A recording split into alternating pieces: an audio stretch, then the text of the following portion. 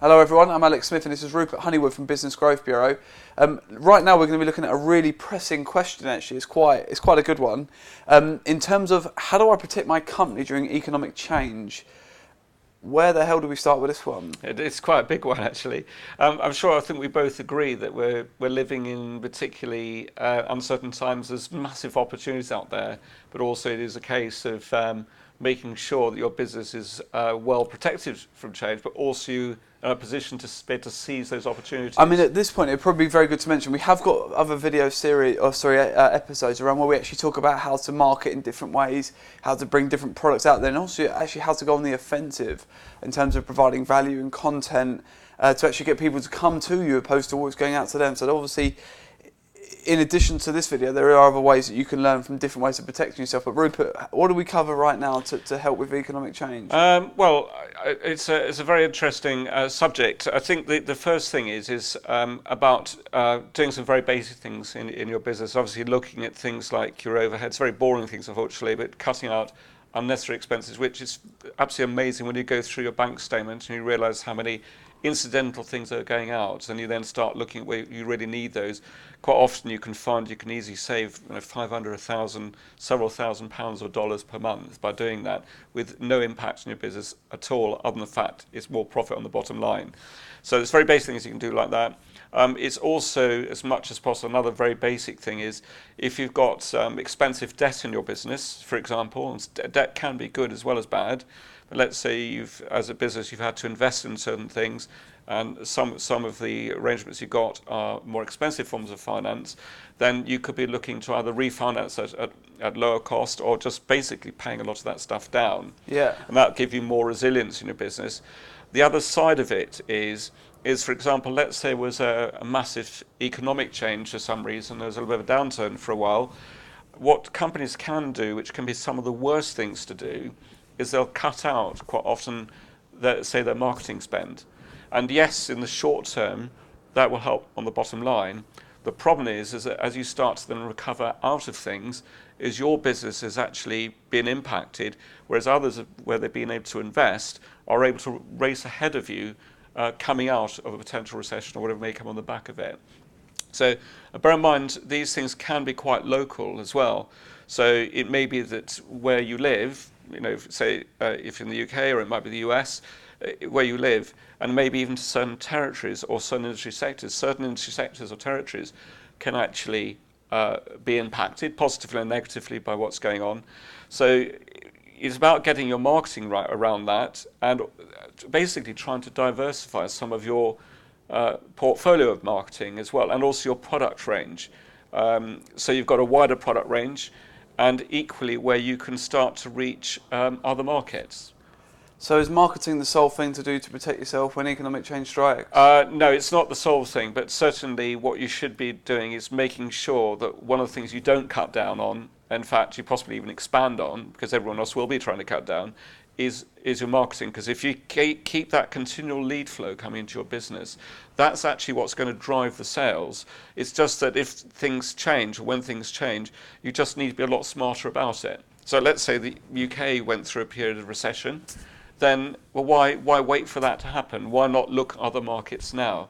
Why not create products or services which meet the needs of those other markets? Would it be worth mentioning as well, in terms of, obviously a lot of products or services that we provide require people's time to do it.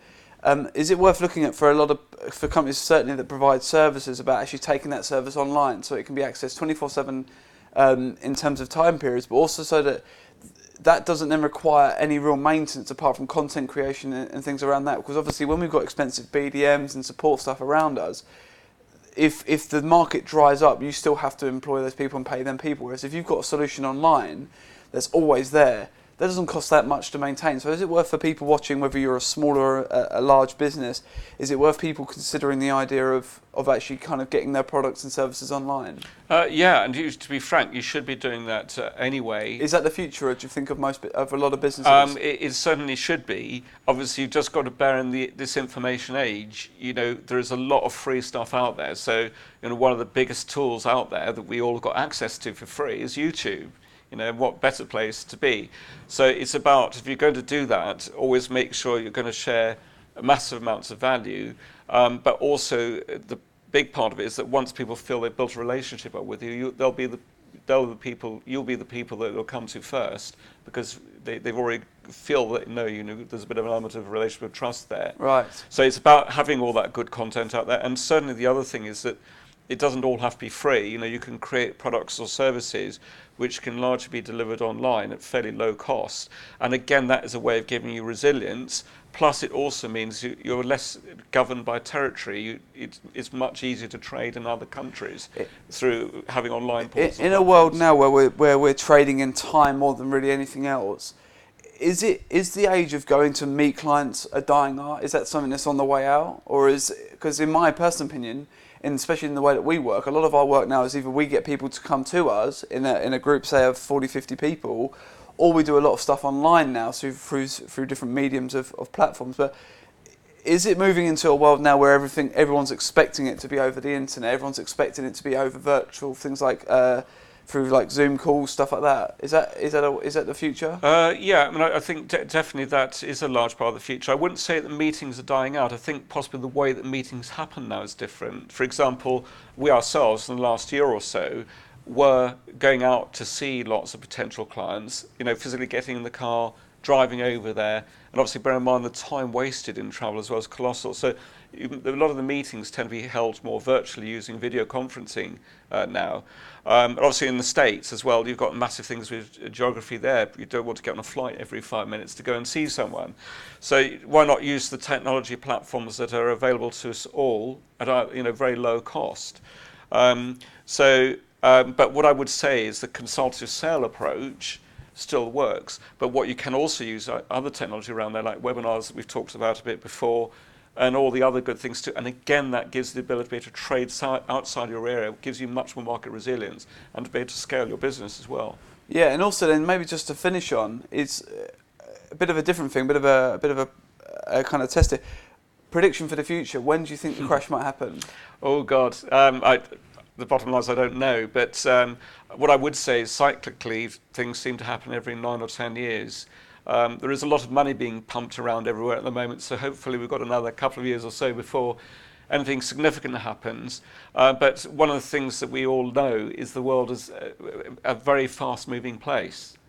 So without going into political debates and anything else like that at the moment, the big thing is now is if we should be thinking ahead of what might happen, both good and bad, and how we can position our business. So whatever happens, good or bad, that we can actually seize the opportunity from either scenario and be nimble. One of the big benefits of running a small business is you can be incredibly nimble, whereas that's where big corporations succeed or fail.